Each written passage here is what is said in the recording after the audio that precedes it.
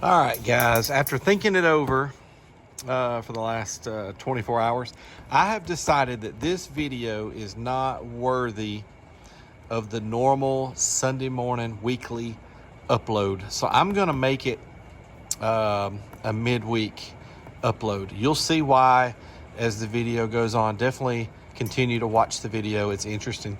But yeah, I just feel bad about letting this be the normal weekly upload. So it's going to be a midweek upload. So because of that, the timeline is going to be a little off on some of the things I say in the video regarding me and my boys going to LS Fest and when this video drops in relation to that, and the sound off at the Jeep event that we're doing. I mean, those are still correct. We're going to be at LS Fest September the 7th and 8th.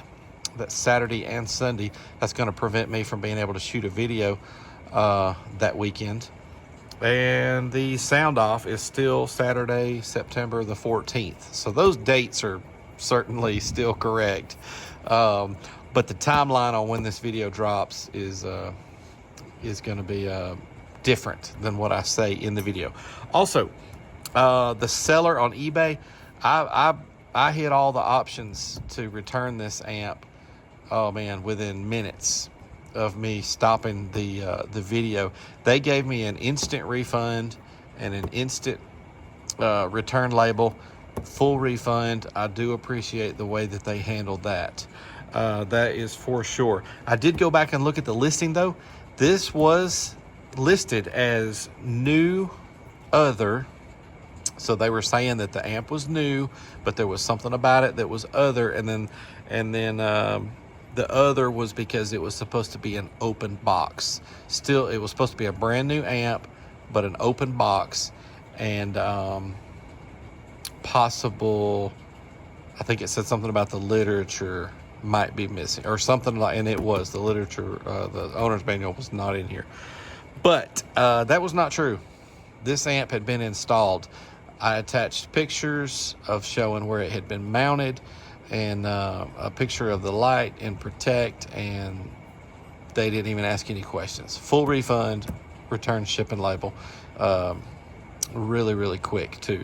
What else? All right, well, please watch the video, and thank you so much for the support. I'm still going to drop, what do we got coming up next week?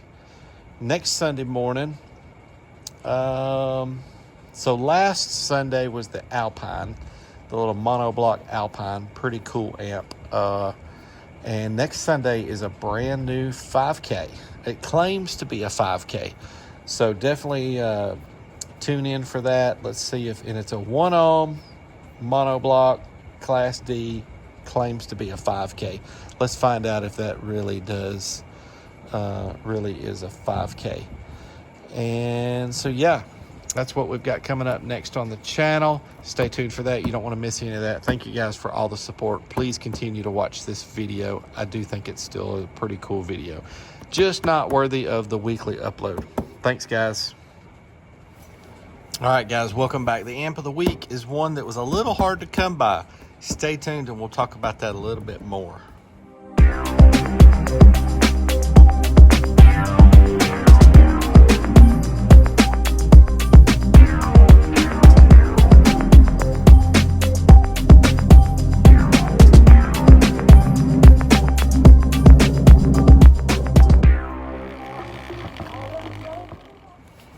All right, so this week we have the Lanzar. Where's the model number? Right there. VCT-2210. I don't know. I think maybe they discontinued this model recently. I'm not real sure. This was viewer suggested. I ordered it, paid for it, and everything on Amazon. And I noticed after about a week, well, I noticed after a couple days, it had not shipped yet. And then after about a week, I started really getting concerned, because y'all know how rare that would be. Excuse me, to order something on Amazon and it not ship for a week. And then I got a message saying that it was on back order. I waited a little longer. I got another message asking me if I wanted to continue to wait or cancel the order. And at that point, it had been 3 weeks or something. I don't know. It was quite a while, so I just canceled the order, and I decided to go see if I could get it over on eBay. I was pretty sure that there was some on eBay. So I go over to eBay, and the new ones are expensive. Like, for an example, there's one on eBay right now, new in the box, $158.55 plus $12.90 shipping. And I didn't really want to spend that kind of money on an amp like this. Excuse me. Remember, guys, I sell these things used on Marketplace most of the time, and I have to try to recoup as much of my money as I can. So I have to make pretty good decisions up front on amps that I don't think I'm going to lose just a ton of money on. But I saw an open box option for $75, and then with it had free shipping, I think. But maybe they hit me with tax. I don't know. Maybe it was tax and shipping. Whatever. I paid $87.26 out the door for it. It claimed to be a new amp, but an open box, and the paperwork is missing. But anyhow, I went ahead and pulled the trigger on this one and decided to go with the open box model and maybe not lose quite as much money. But as you're watching this video, if you're watching it the day it comes out, which this is Labor Day weekend. Today is Saturday of Labor Day weekend, but you won't be seeing this video until at least a week and a day after I'm filming. But the day that it drops, me and my two sons will be at LS Fest in Bowling Green, Kentucky. We love going to LS Fest. It's our 4th year in a row. We are car people through and through. One of my sons has a SS Camaro. The other one has a Corvette. I had a bunch of hot rods back in the day. I did a lot of street racing back in the 90s. I've got an old truck. To me, it's not that old, but I've got a truck I've had for 20 years. Planning to put a brand new GM crate motor in that truck. Got a lot of little hobbies like that I don't ever really talk about on this channel. Been into a lot of things over the years, and I'm still into several things now. Everybody's that way, though. You guys are into... Let me know what y'all's hobbies are. What do y'all do outside of car audio? Everybody's got their things that they like to do. Awesome viewer who contributes to the channel all the time was after me about testing this amp, and he was very patient. Asked me a few times about getting it and all of that, and I told him what was going on with Amazon, and that I was going to get it on eBay. Didn't really intend on getting an open box model off of eBay, but that is what I ended up getting. So this is your typical Class AB 2-channel amplifier, the kind that's bridgeable, that's rated to go in stereo mode, 4 ohms and 2 ohms. Or if you bridge it, you'd need to be at 4 ohms or higher. You know, you wouldn't want to go to 2 ohms or 1 ohm with this amp. So anyhow, you could go to 2 ohm stereo, but not 2 ohms bridged.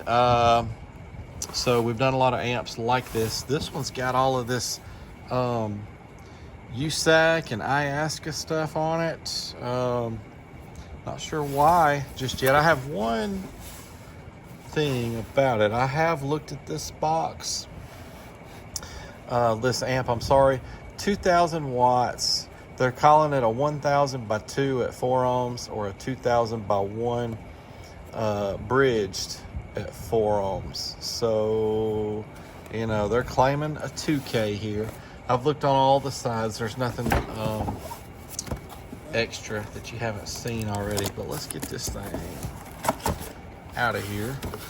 Again, I have had this out. If you see fingerprints on it, those are my fingerprints. So, nothing else in the box. No paperwork, no bass knob. This model probably does not come with a bass knob. All right, let's take a look at it. So a couple things. I looked at this yesterday. Yep, I've got big fingerprints right there. That's a palm print, I guess, but very slick looking, other than where I've handled it already. So it's thin. It's a thin amp. And right out of the gate, 240 amp fuses. That has my attention. Are we gonna see 800 watts out of this thing? I don't know, but we have the fork terminals, power remote ground, or actually ground remote power. Got the bigger terminals there for the power and ground, and then over here the speakers on the bottom. You see the left and right, or if you want to bridge it, left positive, right negative. 240 maxi fuses. These are the larger. They're probably, yeah, they're in there really firm, but that's a lot larger of a fuse than your normal fuses. So I don't know, I wonder if somebody did use this. You see how the caps are missing for the inputs but not the outs. Somebody's hooked this amp up, no doubt. I've also noticed that terminal right there is still left up, where all the rest of them are down. That ground is up a smidge. So that's kind of hard to say, but you know, somebody's hooked this up.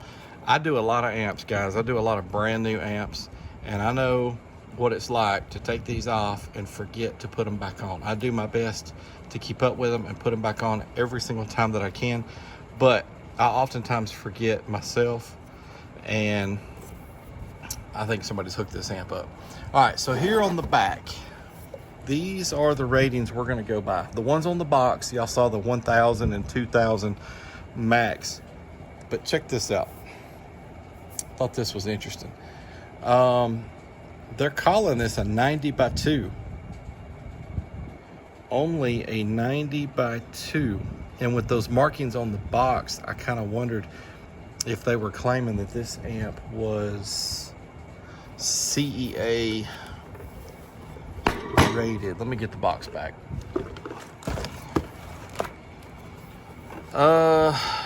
Mobile Electronics Certification Program.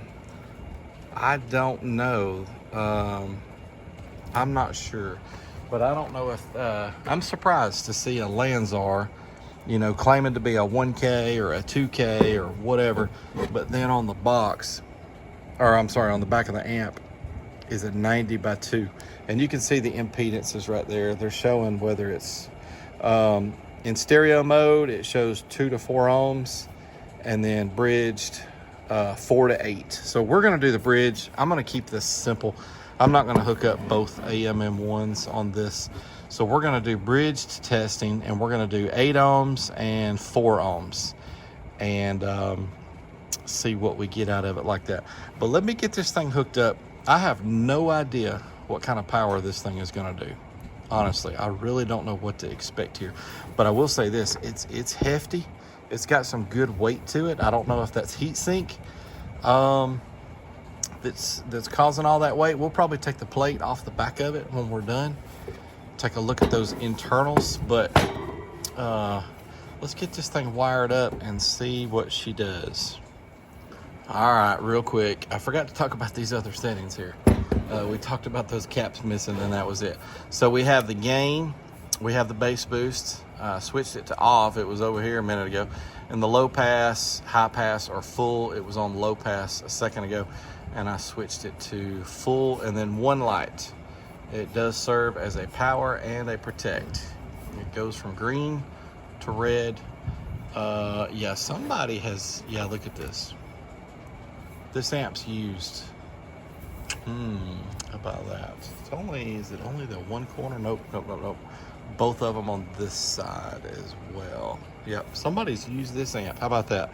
Also, I got to rambling so much a minute ago, I forgot to talk about why I even brought up LS Fest. What I'm meant to get to after all that is I will still be at LS Fest on the Sunday that this video drops, and we're going to be there all day till the event is over, and then we got to drive home from Bowling Green. So I will not be able to interact with you guys like normal on that day. So also, as you're watching this video, You're only a week away. September the 14th, which should be next weekend for you. That's Saturday, September the 14th of 2024. Don't forget about the Jeep Rally. If you're in North Alabama or convenient to North Alabama, we are hosting, you see us right there at the top, Stereo Mojo. We are hosting the sound off competition. That's what they call it. But the cool thing about it, where is it? It starts at 2 o'clock right here. 2 o'clock, sound off competition begins. You'd want to register before that. We're going to do a sound quality side of things, and we're going to have everybody in the same class for that and give away trophies first through third. This is an unsanctioned event, guys. We're just getting together and having fun. We're not going to get too serious about any of it. But on the bass side of things, we do have 3 classes. We have a rookie, a street, and an ultimate, and that is based on cubic inches. I've got it all written down on another sheet of paper, like which classes you would be in. But it's to keep somebody with 2 10s competing with somebody with 4 15s. We're probably not going to see people with huge systems, but we did those classes the same last year for the bass side, and it worked out perfect.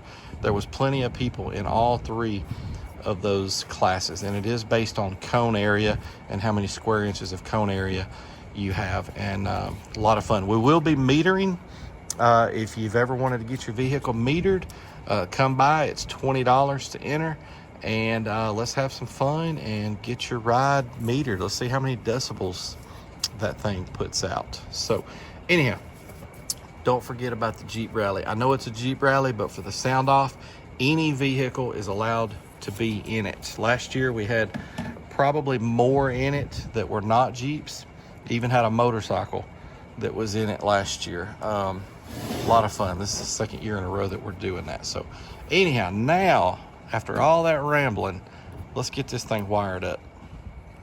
All right, guys, this is a bummer. After getting all of this hooked up, it goes into protect. So watch me, I'm gonna turn it on. There's the amp button, but watch the lights. 3, 2, 1. What was it? Green, and then kind of a yellow or orange, and then red, and it is in protect. I'm wired up at 8 ohms mono right now. Let's give it some input voltage. Nothing. I'm turning it up right now and there's nothing there, so it is in protect. This amp is going back. Honestly, this is a bummer too, because I've got other amps here that I'm gonna make videos with, but this was supposed to be the amp of the week, and they lied to me about it just being an open box. They did not have it listed as used, but y'all can see this thing was mounted at one time, and it was missing those 2 caps for the RCA inputs right there. So even though it was like really clean, because before I got my fingerprints on it, when I took it out of the plastic, it looked really new, and so I thought it was just an open box, but this amp is used and it's messed up, so that's a bummer. All right, stay tuned to the channel. I'm not sure just yet, but I'll drop another amp dyno on an amp completely different than this one. All right, guys, thanks for watching.